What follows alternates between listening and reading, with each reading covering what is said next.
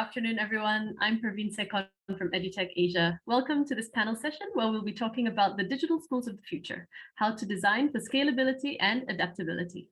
Our moderator today is Larry Nelson, Asia Regional Business Leader, Education and General Manager at Microsoft.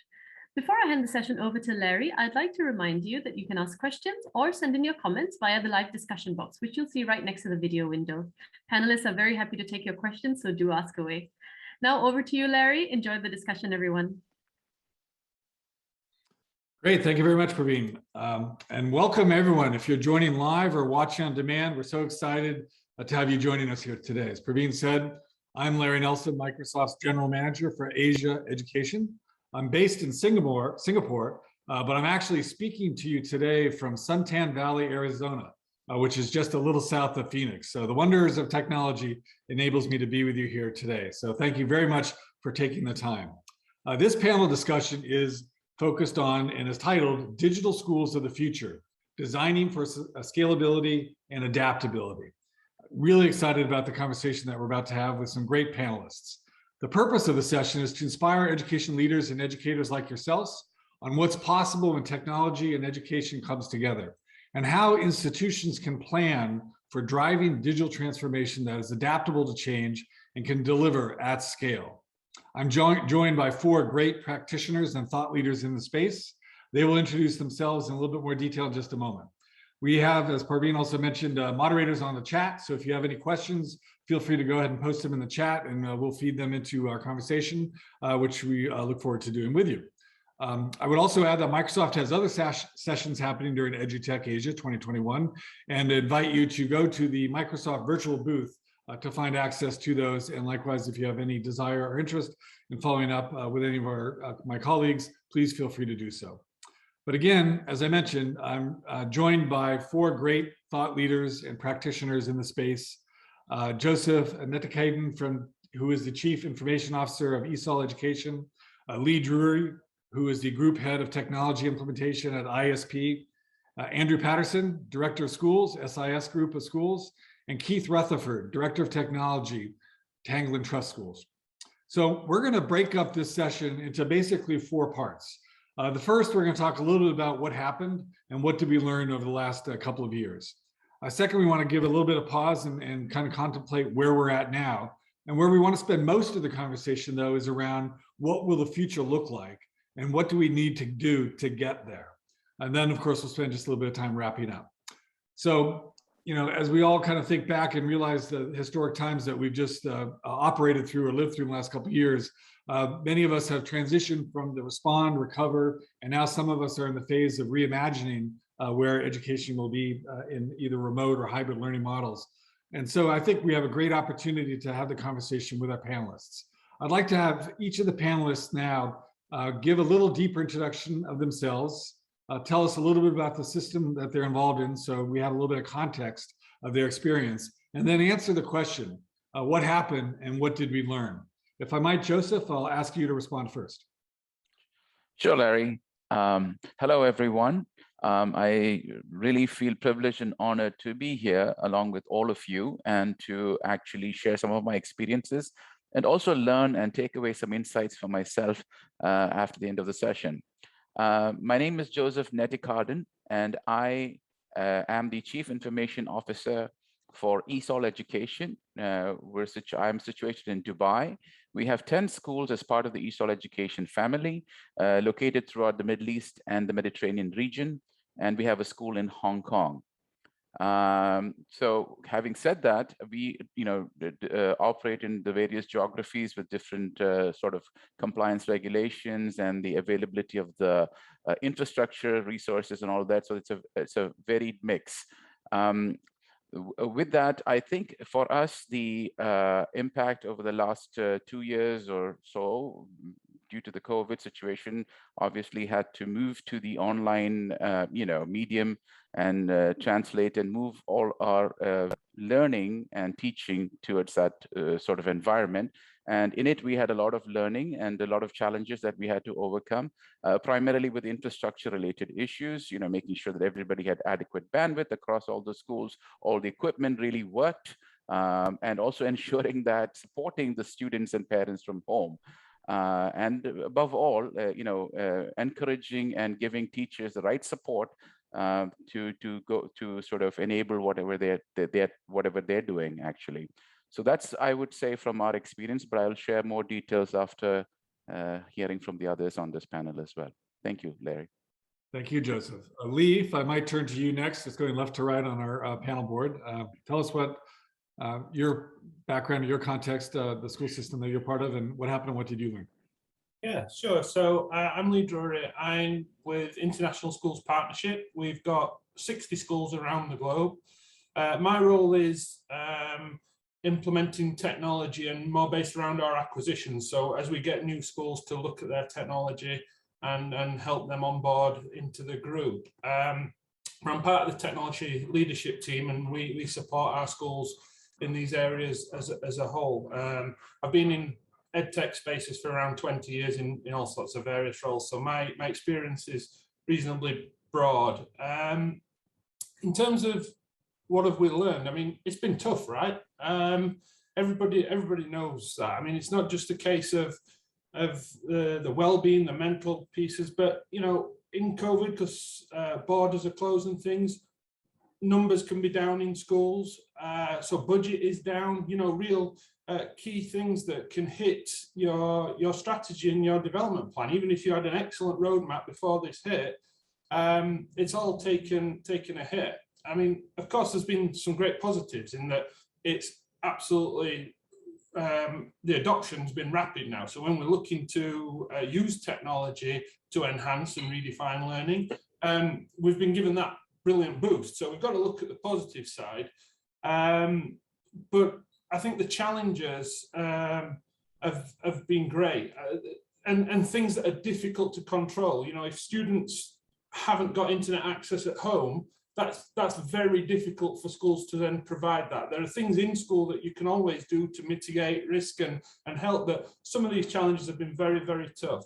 And I think the other piece that we discussed that we're now concerned for looking forward is, although the use of digital learning tools and distance and hybrid learning has increased, we're a little bit worried that the other technology aspects that we're looking at, the STEM pieces, the engagement in frameworks for digital citizenship, the hands-on sort of extracurricular clubs that haven't been able to happen because the budgets and the time and resources been put into just making regular learning happen. We now want to try and figure something out around there because we're worried that that's been left behind a little bit. So although technology has increased excellently in one area, it's also decreased in another. And so that's been quite a learning for us.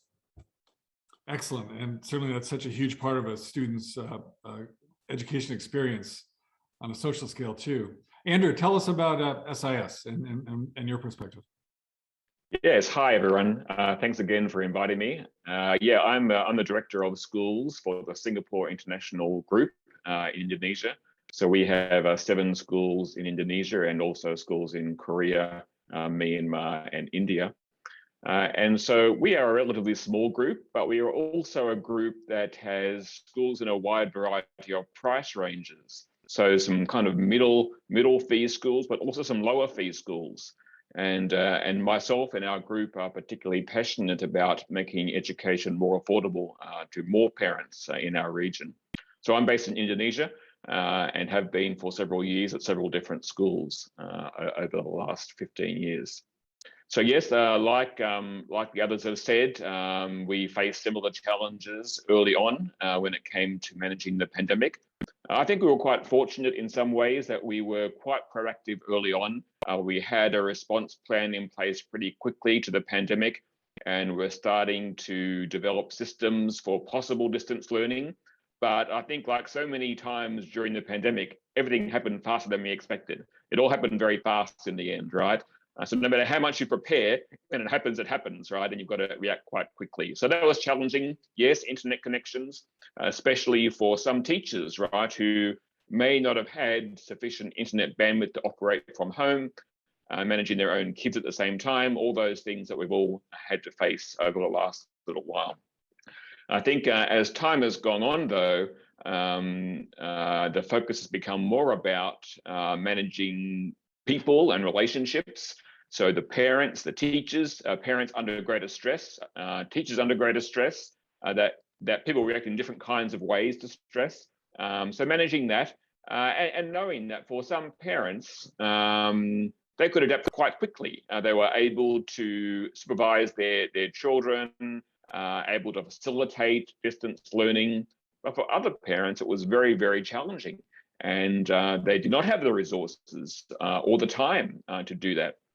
And so I guess one of the things that I've learned from this, and I guess I've always known it, but I guess I now know it in a deeper way, right? That one of the things that parents expect from schools is childcare. Schools, as well as providing learning, also provide childcare. And when you take that away, that causes a big impact on many families. And so how we manage that and how we manage online learning for those younger students when the parents cannot be there was the biggest focus early on for us. One of the things I think that we did well was to allocate some non-teaching staff to different classes. So it meant that the teacher didn't have the burden of personally following up every single family, but we had a non-teaching staff person call up families, ask them how they're going, are there any tech issues we can help you with? And I think that was quite a good thing that we did early on. So yes, so starting with technical issues and managing that, but then also the relationships with parents and the differing points of view about what should take place during distance learning, managing that kind of difference. And then teachers also who have different kinds of pedagogical approaches, some that may or may not have worked well with online learning. All those things were the early challenges. Yeah, you touched on a lot of things there, Andrew, and certainly the technology and the people aspect is really core and key. And I think we'll probably unpack that a bit more too coming up. And certainly, you know, the equity and access issues extending not just to the students, but to teachers and parents and professional development needs behind each of those. Really fascinating. Keith, please tell us about Tanglin Trust and what your system's experiences have been. What did you learn? Yeah, thanks, Larry, and thanks for the opportunity. I'm the Director of Technology for Tanglin Trust School. We're a British international school based in Singapore. Kind of lucky, we're only one campus, but our cohort here are from all over the world. So throughout the pandemic, we had some students that had been sort of trapped in home countries throughout the world. We had teachers that were at times trapped in their home countries as well. So that presented a number of challenges. Internally, we were already in a reasonably good position. Our students are 3 to 18 years old, and for all 3 of our schools, infant, junior and senior, we'd already moved to online for our learning management system. So a lot of the students and the teachers were already familiar with that. One of the things that really stood out, though, was the adaptability to be able to teach and learn from home, as opposed to being in your familiar surroundings of your classroom and amongst your peers, your colleagues, and that type of thing. So there was a lot of change that had to go on, a lot of technology that had to be involved, and a lot of very good and quick adaptation by our teachers and students to just make it happen because it had to happen. Probably some of the lessons learned out of it, education from a technology perspective. What level of technical skills do our teachers actually need? It's more than just knowing the curriculum and how to teach a curriculum and how to work with students. It's actually now they need to know the technology to be able to do it from a remote workplace. Educating the students, also a bit of education to the teachers that we can't exactly replicate a classroom. You can't have your perfect classroom the way it was in an electronic environment. There has to be changes. We can't use technology to replicate everything a teacher does. You know, behavioural issues for the students that are chatting in the chat box behind the scenes. We can't find a technology solution or necessarily implement one to sort that out. Teachers still need to manage behaviours and that type of thing. One of the other big challenges was around the parents and the parents' availability to look after their kids at home, to be able to support them into technology, to be able to hook in the technology as well. For a lot of our older students, it is bring your own device.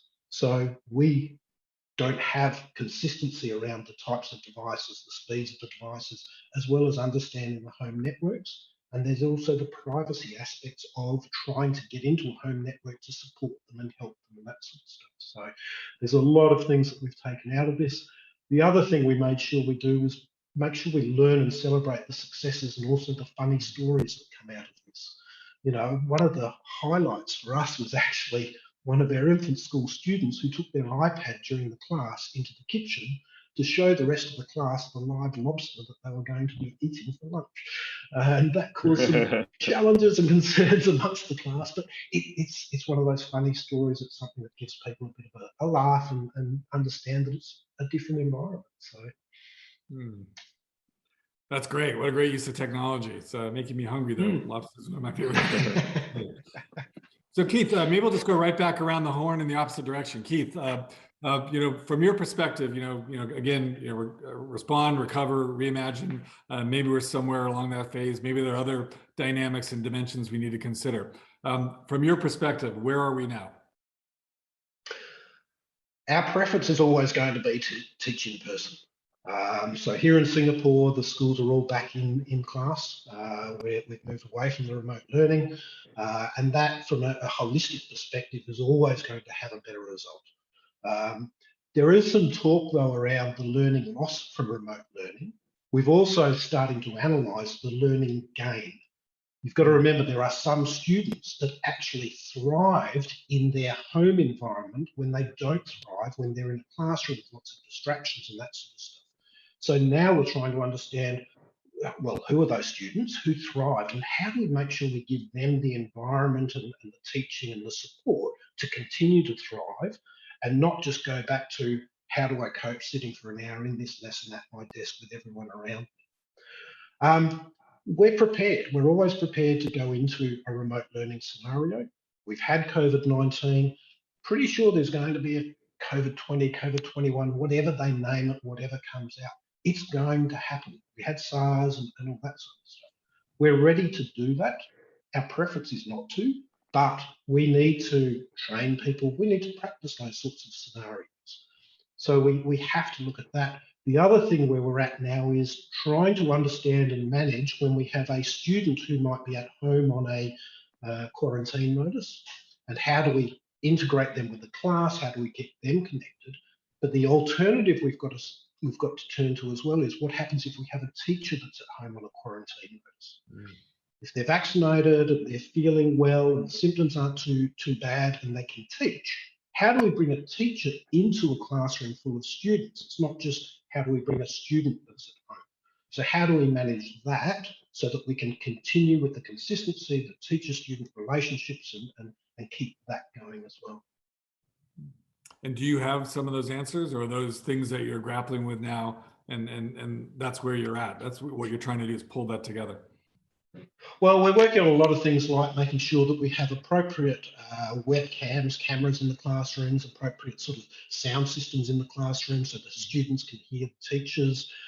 If we can do that, it gives us more flexibility over the fill-in staff that come in while the teacher's on leave. We don't need a specialist teacher. We just need someone who can monitor behaviour and communicate with the teacher at home as to how's the class going, who's concentrating, who's finishing early, that type of stuff.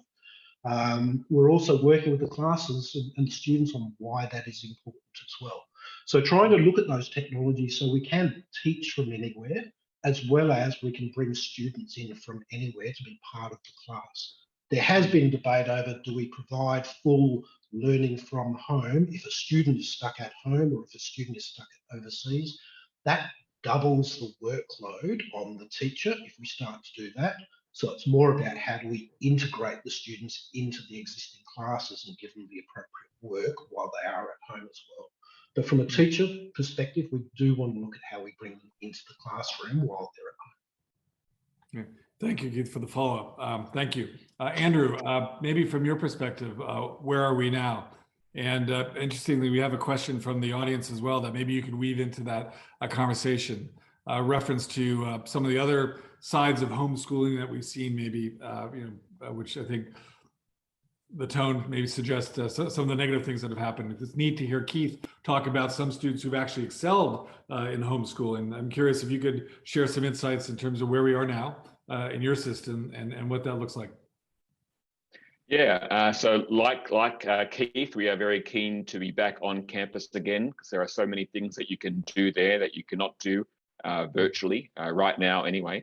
And so it's been a very long lockdown in Indonesia, especially. And so we are only now getting into a hybrid mode of education. We are looking forward to in the new year, hopefully being back full-time on campus at some point in some campuses. So we are getting ready for that. So our energy has changed now. It's no longer crisis management. It's now looking forward to the future and thinking about how we can now springboard from all that we've learned, into our long-term strategy to improve student learning outcomes. So that's kind of our focus now. So as time has gone on, we're looking at different kinds of software. We started off early on with just using what we were already using. We didn't change anything early on. But as time went on, we brought in a few things here and there. But we're now looking to the future. How are we going to maintain momentum that we've built up with parents and teachers and students and make sure that we can keep that going? So that's our focus right now, I guess, moving forward. The question from Melvin, I think, in the audience is a good question because we know there are some big risks, right, with technology. And so with students who are in their bedroom at home with the internet and no restrictions, can get into all kinds of problems. And so this is a really important thing. We have to, I think, be aware, though, that it's not the school and the school's use of technology that's causing dependency on technology. That's there anyway. It's a big problem throughout society, not just for children, but for adults also, to become too dependent on technology. So many of us believe that the key is not to restrict and ban, but the key is to educate, to make sure that parents and students and teachers are aware of the risks. We give them the social and emotional skills to manage those risks and to teach good habits. Just like we would teach good habits about crossing the road in a safe way. We need to teach good habits about using technology in a safe way as well. So if we restrict too much, then the students will just go somewhere else to explore, right? If we can control their experience of tech, that's going to serve both purposes. Good for learning, but also good for managing those dangers. Great perspective. Lee, tell us. So in terms of the learning offering in the school, obviously we're coming out of what's been an absolute game changer, but I think it's really down to the leadership to define what the objective is for the school. And I think these are the same discussions that Andrew and Keith have been speaking about in terms of, do we invest in more kit, more cameras, more sound systems, more hybrid distance learning, and make sure every classroom is as good as it could ever be? Or do we invest that somewhere else in other technologies for learning? And I think it really is a strategic decision of the school. And we're at a point now where these are the discussions happening in terms of, okay, we know we can mitigate some of the risk and issues around having to switch quickly to a distance situation. Are we happy that that's what we will do? We've always got that in our locker. Or are we actually changing our business and education model to distance and hybrid is the norm, and we want to invest in doing that? And I still don't think we're 100% clear on that decision, but it is the main topic of conversation. I think as an organisation, ISP, we do see the benefits of a classroom, of a bricks and mortar environment, and that is certainly our core. But it's not to be overlooked that this has been such a game changer. I think in terms of other things that we're doing, there has never been a better time to do a SWOT analysis of what's going on, because we've now come out of this change, but it's been so rapid. We need to now look at what are we doing well, what are we not doing well, and where can we improve? I mean, like, teachers did an awesome job, but it's also clear that because it was an enforced immediate change, it was less painful for those schools that had more resources and supporting technology and were already able to adapt because they had that. I think when we look at the adoption, although it's been brilliant, again, there are consequences of a rushed adoption.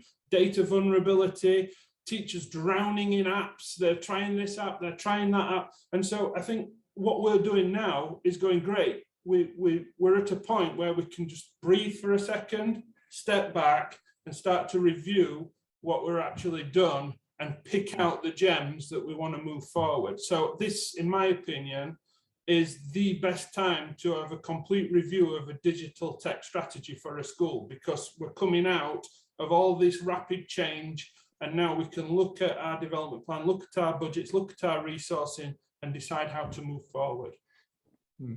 Terrific. I mean, that's actually a great context and sets up for a good segue to our next question. But first, I want to hear from Joseph and his experience and your perspective. You know, where are we now?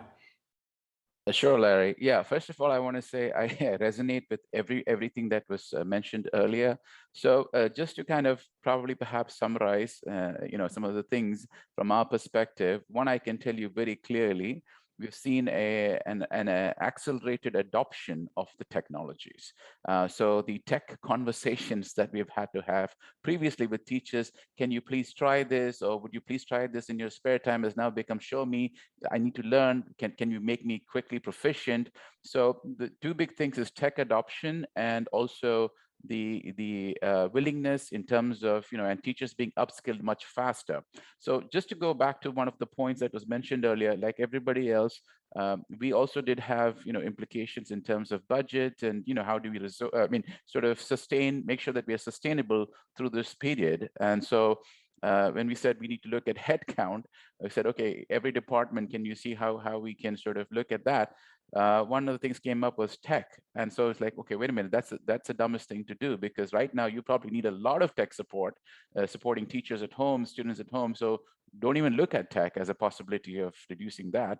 But on the same token, we've also seen the teachers rise up to the occasion and really take on this learning of the online tools at a much more faster pace. So that has really helped us a lot in terms of the teacher, what we would not traditionally do in a very sort of, oh, okay, here comes another tech PD. All right, so that attitude has changed. So overall, to summarize it for us, it has sort of, in an informal way, kind of provided a more digital sort of a culture where people are more attuned to technology. All of a sudden, I think the leadership and people are starting to see, wait a minute, we're all about technology. We cannot see tech different from learning. Technology has to be infused. Therefore, technology has to be seen as a core of operations, and therefore build or think about how we can deliver whatever we do, which is learning in this aspect, teaching and learning, around using technology. So that has really helped change that mindset. So the ingredients from my perspective are there.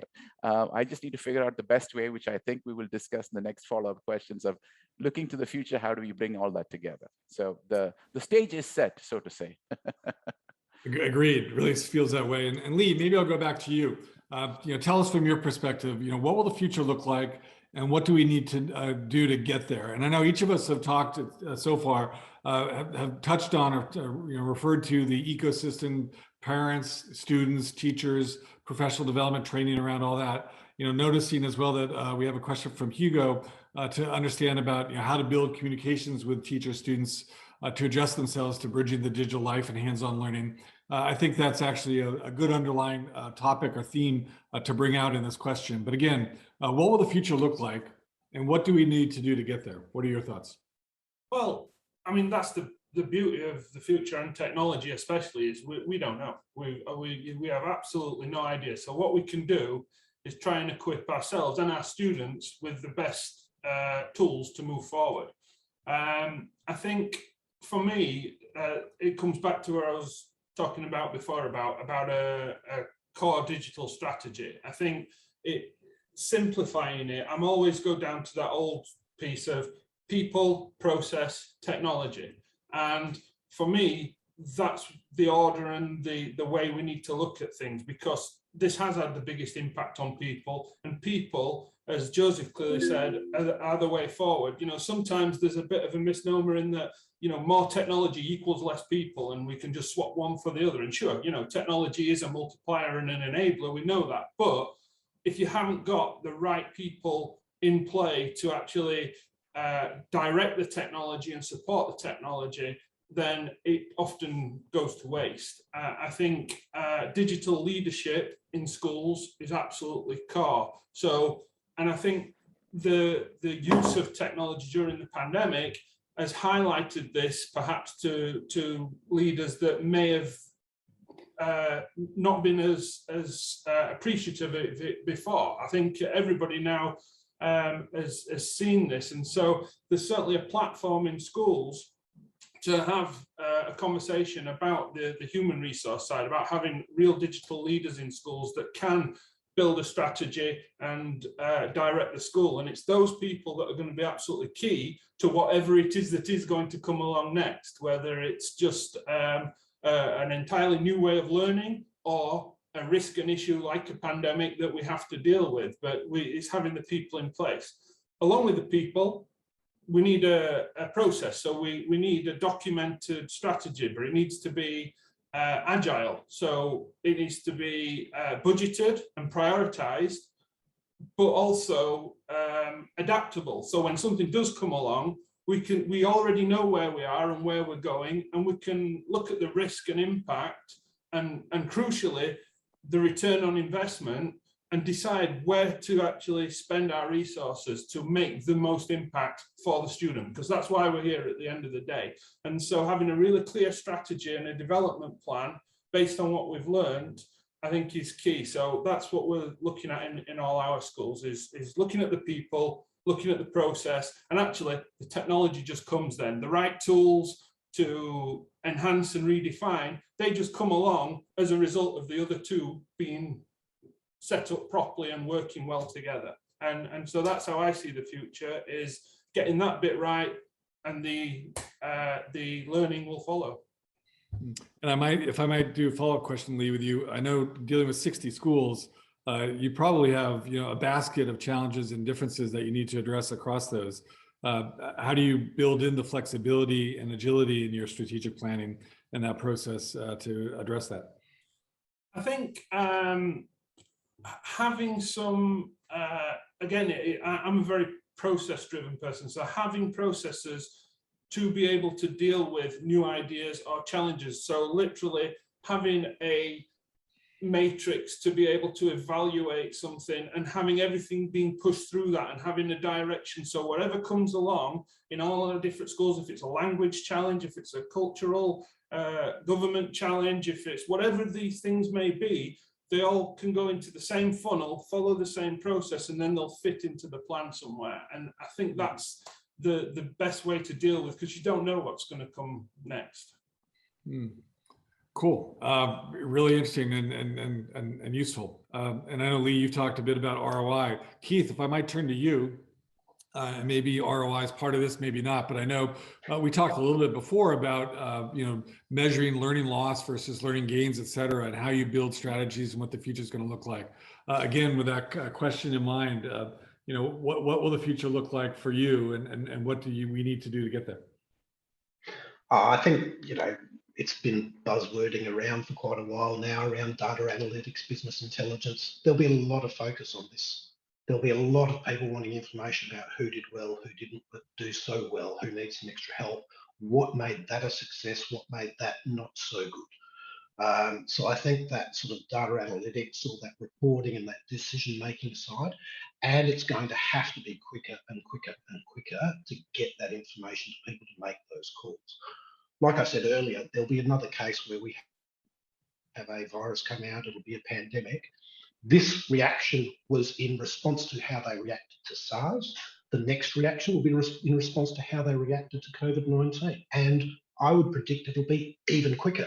We will go into mass lockdowns again even quicker to try and get on top of this sort of stuff. So we need to be ready.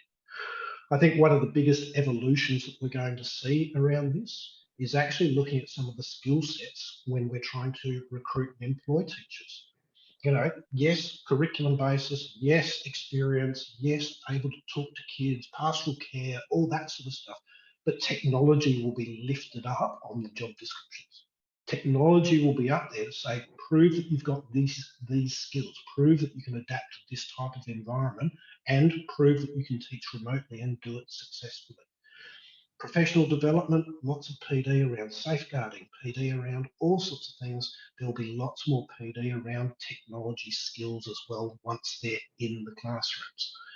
The other side is every time we get changeover of teachers at the end of the year or even during the year, there will need to be a very quick update to the new teachers on how we implement remote learning, because they might not get a lot of notice. So that's going to be another thing around that teaching and education side. The other thing I think we will see is schools extending that more into our communities. You know, we had parents that genuinely struggled to be able to help their student at home with the technology. Just the basics about how to get onto their Wi-Fi network, which then sort of triggers off some alarms in the back of my head going, well, what's their security systems like back there? Are they exposing information? Are they exposing their student? So I think we're going to be doing a lot more sessions to try and update and educate parents on home Wi-Fi's, home networks, homeschooling. How do we actually help support them even better? And then probably also feed that into the students as well. So I think, yes, there's cameras out there, there's sound systems, there's microphones, there's collaboration applications, there's online learning, and they're all getting better and better and more functionality and better integration. And yes, if the budget's there, if the ROI is there, if the commitment from the Board of Governors is there, yes, we pursue all that. But I think that education and those skill sets from a technology perspective, particularly on the teaching side, they're going to be raised up the agenda a fair bit as well. So future uncertain, expect disruptions and other challenges in the time ahead, but do all our best to ensure that we are setting the foundation, the platforms, and the strategies and policies to be flexible and be able to adapt and address those more quickly, because we should expect that the speed of response will be only a higher expectation. Joseph, I think sorry, if I could just sort of that earlier question about the digital dependency. Yes. We had a number of parents say there's too much time on the device. You need to send home exercise books and activity books and that sort of stuff. We had other parents saying not enough time on the device. Can you do more lessons online, because when they're not online, I have to look after them and I've got a job to do. So, it is making sure that there is that balance on that side of it. And again, the education of the parents about what's the right amount, what's the right level of online, and what the priorities of online time should be as well. So do you feel a responsibility to help the parents know how to manage that and deal with that? Give them guidance, give them advice, give them research, give them feedback. But ultimately, that does come down to being a parent decision. But, because I'm a parent myself, I don't want someone telling me how many hours my children should be online, but I want to understand the implications and the cost of it so that I can make a rational choice at home. And I think as a school, we have an obligation to our community to create great digital citizens. And then it's up to the parents to make the right decisions. Excellent. Joseph, tell us, I know we talked a bit earlier as well about the shifting the mindset of teachers and pedagogical approaches. I think in many ways, underlying what Keith has said and what Lee's also shared, is a need to think through that as well. And you had some thoughts. Could you share? Yes, sure, absolutely, Larry. So one of the journeys that we were already on prior to this pandemic and COVID was trying to actually accentuate the the influence of data that can bring into decision making. And we had started in terms of silos with sort of the static data, as I would say. We were sort of in the process of trying to figure out how to capture more of the dynamic data, the data that's hard to capture, meaning like things around what extracurriculars. How do we bring that all into one umbrella, right? So sort of piggybacking on what both Keith and Lee said, I believe in processes. I also believe in like the power of data visualization, data collection and visualization. My hope, or what I'm looking forward to do, is with this sort of momentum that we've built, and because, like you said, we are sort of distributed over different geographies, how do we level the playing field is to trying to bring some sort of ambient data collection type of system, platform, if you will, that is continuously collecting data. Because one of the things we found out is during the pandemic, we were constantly in the process of trying to send quick polls, quick surveys, quick that, quick this. And what is the best way to do this? How often should we send that? Or if we don't send it out to parents, or all sorts of things. So again, going back to, I mean, we're in this vibrant community of parents, students, teachers. Everybody knows what's best for them. Okay, well, there's a lot of research out there. What about research? What works best for you within your environment? How can we expose that? So can we bring all this data together in a meaningful sense so that our communities can participate and see?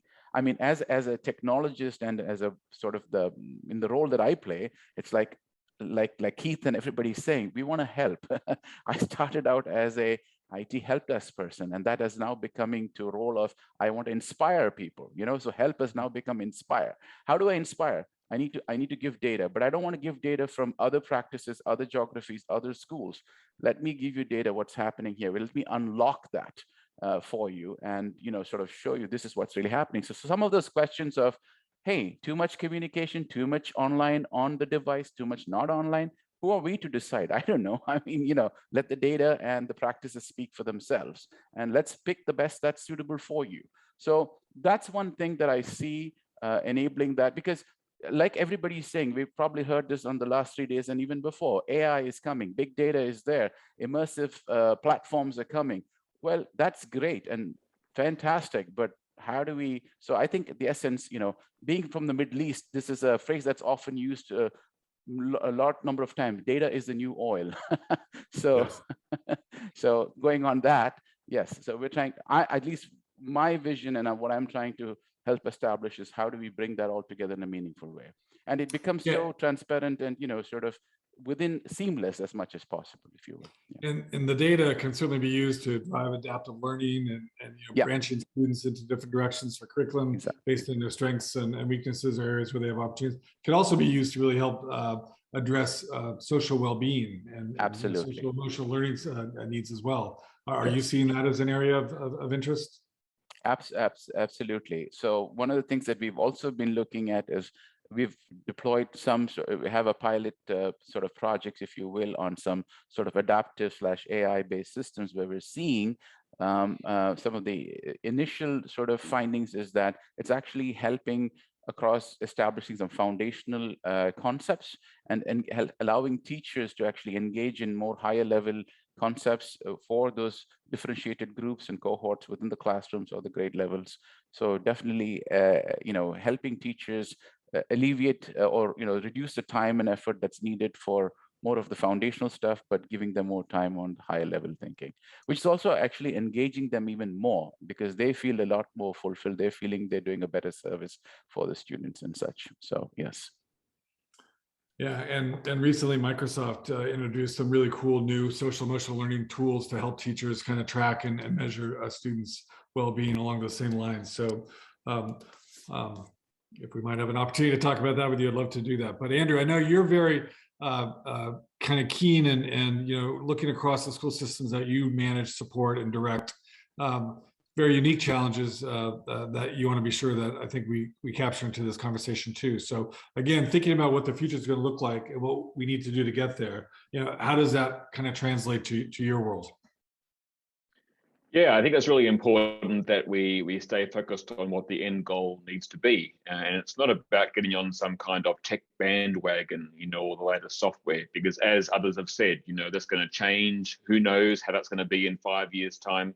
But the goal remains very clear, improving student learning outcomes, social and emotional learning, as you just mentioned, teaching values. These are all important parts of school, 21st century skills, 22nd century skills. All those things need to be done. And we can achieve that through differentiating well between students. The research is clear on what we have to do. Differentiate between our students, differentiate between the content that we deliver to each one, differentiate assessment, include this broader context of holistic learning. All these things are important. But the problem is that every year we increase the load on teachers and schools. We add more things for them to try and achieve, right, during the academic year, but we don't increase the number of teachers. And we really can't in many ways, right? So in my context, we can't be shifting the cost of education onto parents or onto governments even, who can't afford that. So we've got to find a way to deliver more content, better learning outcomes, bridge the gap that exists in the world between those that have and those that don't have good access to education. The only way to do that is through technology. So technology isn't the goal, it is the way to achieve our goal. It's the only way in the developing world to achieve our goal. So we have to embrace technology, otherwise we are locked into the 20th and 19th century approach of a single teacher and a single group of students who all go through the same thing at the same time, and it's just inefficient in terms of time use and cost.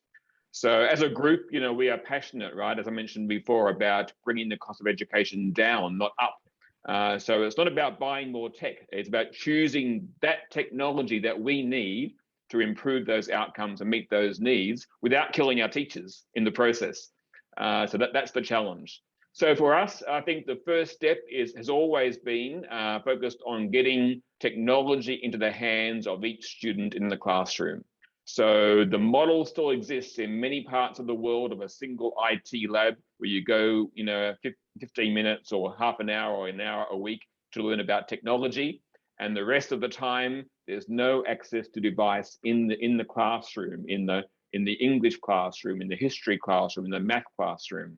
And so without that access to the device and the internet infrastructure that goes with that, we cannot take advantage of all these great technologies that are emerging. And so that's the first step for developing countries and for lower cost schools. How do we get those devices and that infrastructure in the hands of more students? And here is where the community has to come and help us, right? Big business, government, parents, the whole community has to be committed to this. It's no longer acceptable to have a school with no internet access, even in the poorest communities in the world. We must find a way to develop that. Just like having a school with no electricity or water would be unacceptable. We need to have internet, we need to have devices, it's the only way that we are going to bridge this learning gap.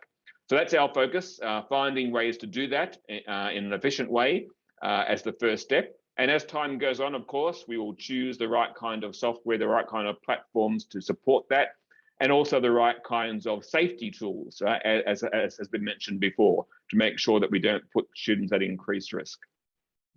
That's great. Yeah, as I was told earlier on in my career by David Thornburg, it's not about the technology, it's about us and what we do with the technology. And right. Certainly in today's challenges in world, that's never been more important and more exposed in some ways. And I think to the point that many of you, each of you have made, really, the need to be prepared, agile, flexible, strategic, thoughtful, prepared to adapt, et cetera. I think a core conversation and point I've heard each of you make as well might be worth double clicking on. There was a comment in the chat about the need to address the issue of continuity of the skills that teachers have or need or have gained and applied them to the future. I think part of what I'm hearing in the post-pandemic world is that be prepared for other such challenges while recognizing or maybe thinking about that, hey, we were forced to do remote learning and now hybrid learning, but there were some benefits from that we've learned and we want to reapply. But again, thinking about this issue about the continuity of the skills teachers require, maybe each of you would like to respond to that question. And I would invite others in the audience to keep the questions coming in. We want to filter them in as we've got another 10, 12 minutes or so to go. Anyone want to jump in on the comment? Yeah, I'll jump in first. And just a follow-up to Andrew's comment there about, we need to be rolling out the connectivity in the devices. I think we also need to make sure with those we're rolling out the training. Somewhere like Singapore, very high-tech country, lots of opportunities, all that sort of stuff. I'm from Australia. I think about some of the remote communities. Sure, we can roll out some satellite broadband, get it out to the communities. We can throw a whole heap of iPads or laptops or whatever we want out there. If they don't know how to use it though, then it's just a paperweight. It's just something to stop the car rolling down the hill. We need to make sure we're backing that up with training. And in line with that question about post-pandemic, yes, we need to keep the teachers educated. I think one of my fears is that teachers will get back into the classroom, they'll settle into the classroom and they're back to doing things the way we've always done it, and it feels so much better. We know it's better for the students to be in a group. And then surprise, another pandemic hits and they're not prepared. We've got to keep this sort of stuff front of mind with them. And that's where I was saying earlier about building into the professional development, keeping it on the agenda. It's no different to cybersecurity. It's no different to learning just how to use the new features of Teams, Excel, that type of stuff. So we've just got to keep it on the agenda within the teaching groups, within those classes, within those school areas, and keep training, keep reinforcing. And the other really important thing, keep asking the teachers, how could we do this better?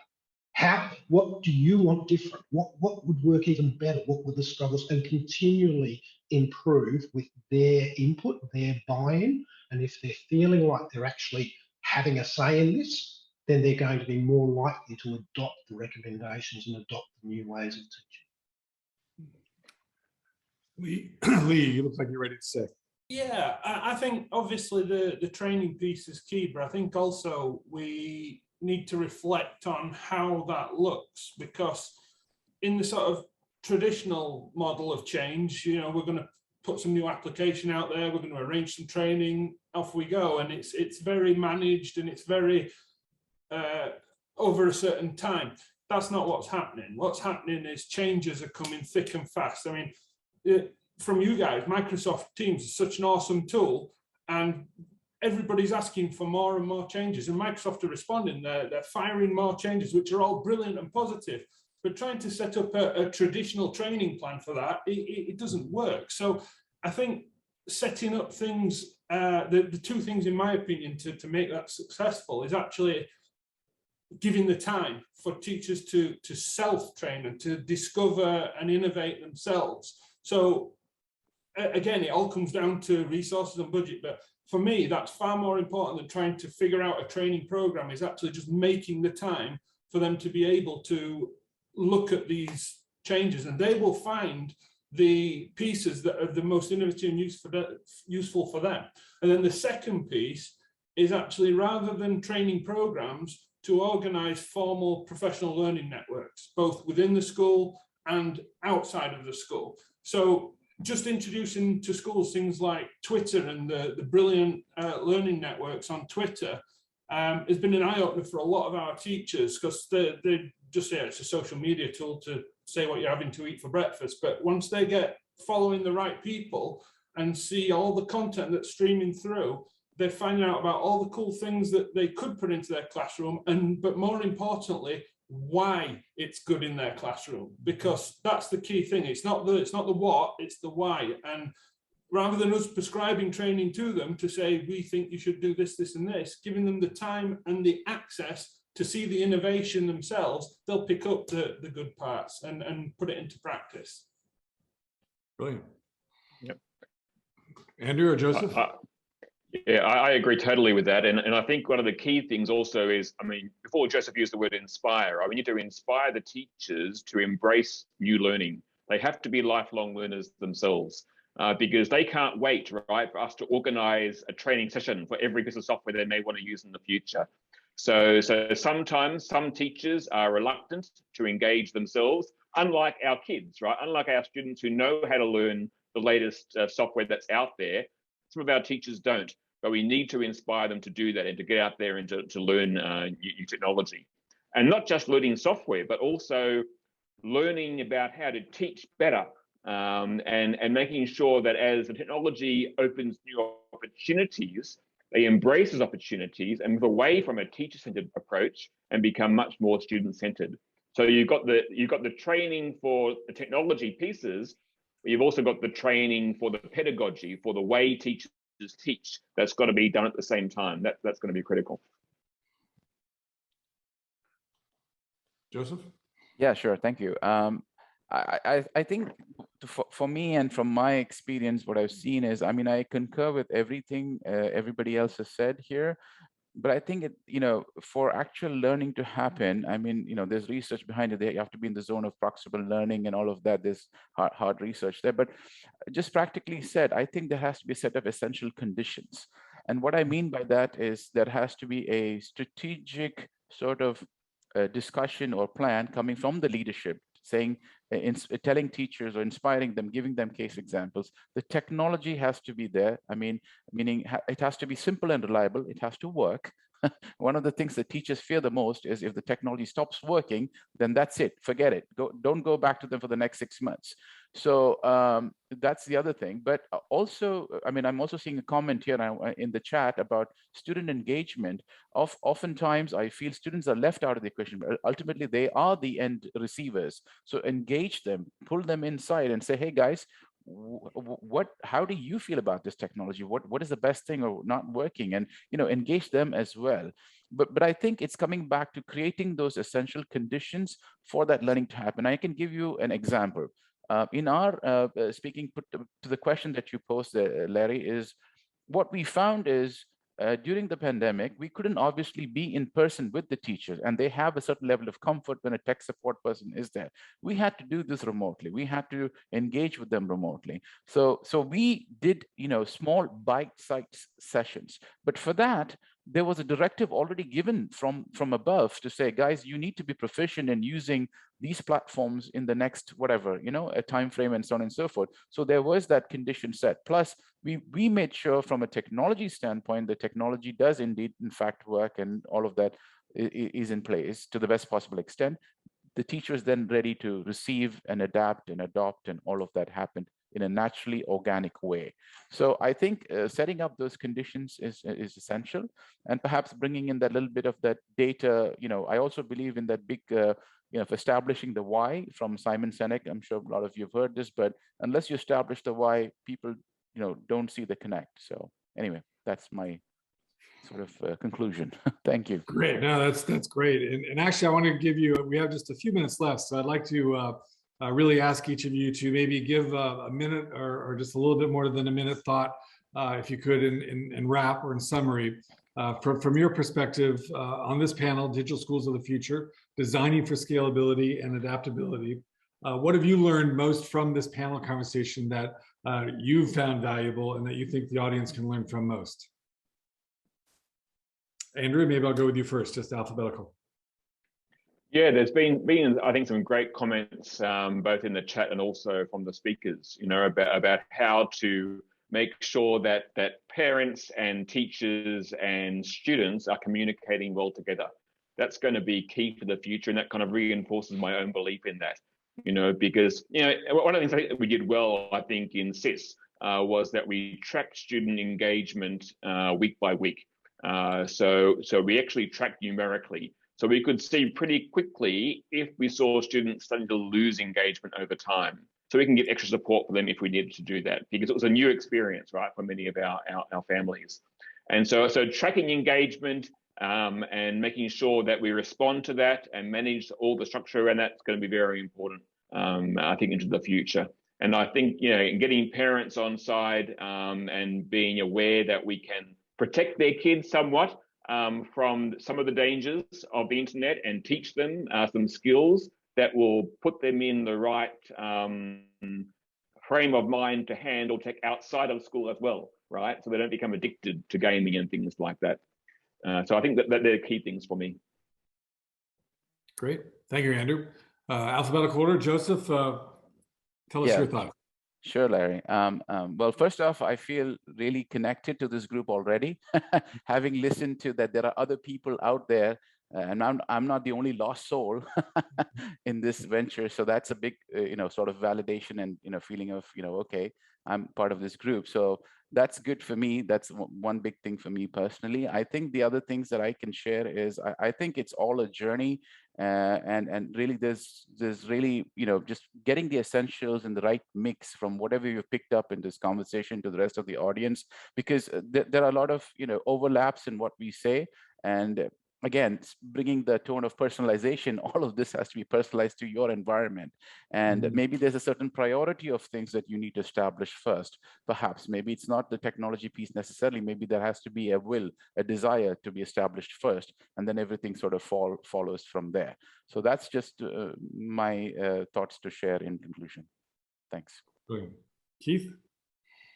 Yeah, sort of a bit like Joseph. I mean, it's great to hear other people's ideas and what they've experienced, and know that you're not alone in this, or it's not completely unique to you.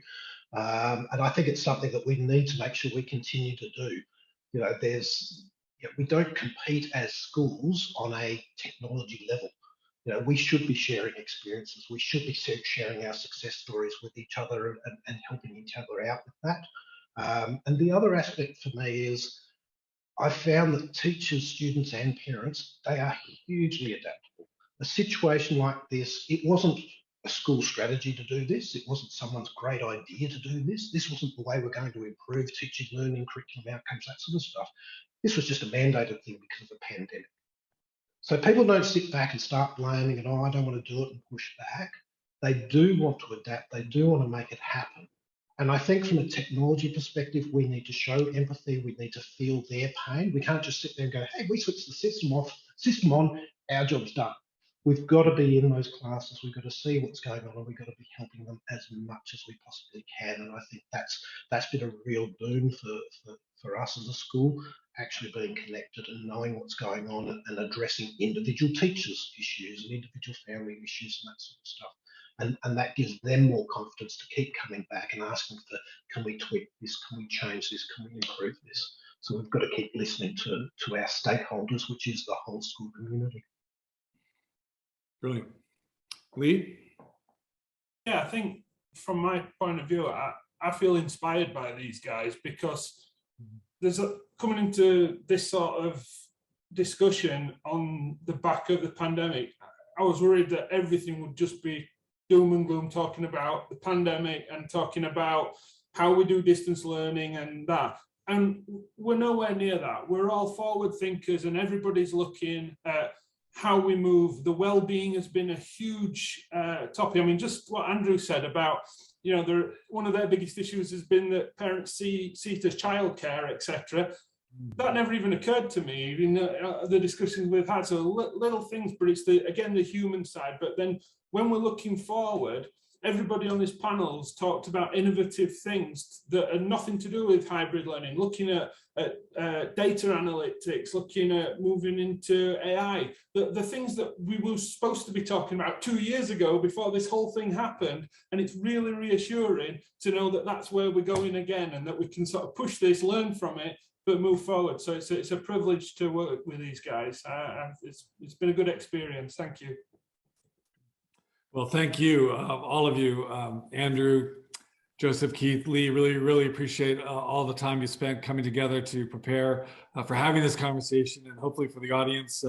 I'm sure there's a round of applause coming from them for the conversation and the great insights you've shared. I've learned a lot as well. You know, likewise, as was said, the inspiration that you've given and shared, the energy and the positive thinking really is reassuring. And Keith, I think you touched on it too, the resilience that our educators and our stakeholders and our leaders have shown in education institutions around the region. K-12 and higher ed has really been a tremendous achievement and a tremendous experience to observe, and something that has humbled me tremendously. So I do want to thank all of you on the panel for participating. I have learned a lot. Parveen, I want to thank you and the organizing group that put this together for us at EDUtech. Thank you so much. This has been a great honor. I think, Parveen, are people able to connect if they want to reach out to Keith, Joseph, Andrew, or Lee? Absolutely, they are. All they have to do is click on your names underneath the video window, and they'll take them to your profiles, and you can connect there. Brilliant. Yes, and there's Thank also Vitor from Microsoft team is in the chat box, so if you want to connect with him, you can as well. And also you can visit the Microsoft booth, of course. Larry, thank you for wonderful moderation. Andrew, Joseph, Keith, and Lee, I've got nothing to add. I mean, you guys have said it all, and I think inspirational is really the word that this was. And yeah, as somebody who is interested in the space. And as a parent, it is incredibly comforting to hear how positive you all are looking into it. So thank you so much, everybody. Lovely to have you and see you again soon. Thank Thank you. you all. Thanks Thank very you. much. Bye-bye. Thank you. Pleasure.